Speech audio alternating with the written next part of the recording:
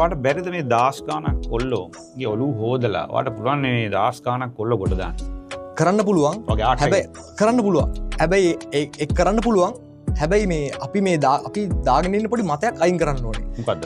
අවවාදයට වඩා ආදර්ශය උතුම් කියලා කියන එක. ඒ කියන්නේ මං හිතන්නේ ඒක හරි අවුල් ආදර්ශ පාඩයක් තමයි ඒක. මේ අවවාදයට ආදර්ශය උතුම් කියන එක. ඇයි මම කාට හරි මොකක් හරි කිව්වොත් එහෙම ඕක කරන්න එපා කියලා ඌ මට කියනවා බ්‍රෝ ඔයා කරලා දෙන්න මට කියන්න ඉස්සෙල්ලා කියලා. මං හිතන්නේ එතන තමයි ආකල්ප වෙනස් කරන්න ඕනේ. ඒ කියන්නේ මම කියන්නේ අවවාදයට උතුම් ආදර්ශයට උතුම් සහ මම මිනිස්සෙක්. එතකොට මේ ඔයගොල්ලෝ මිස්ටේක්ස් වෙනවා. මම දෙවියෙක් නෙමෙයිනේ. ඒ කියන්නේ එහෙම ඩග්ගයක් එක්ක ස්ට්‍රගල් කරන එක්කෙනෙක්ගෙන් ඇහුවොත් එයා කියයි.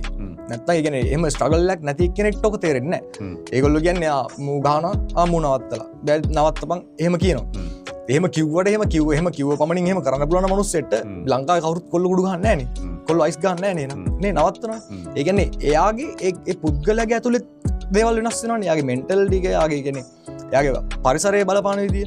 ඉතින් ඒවත් ඔක්කොමත් එක්ක මේ එහෙම තමයි කියන්නේ ලයිෆ් එක මෙහෙම තමයි යන්නේ. ඒ ලොකු ස්ට්‍රගල්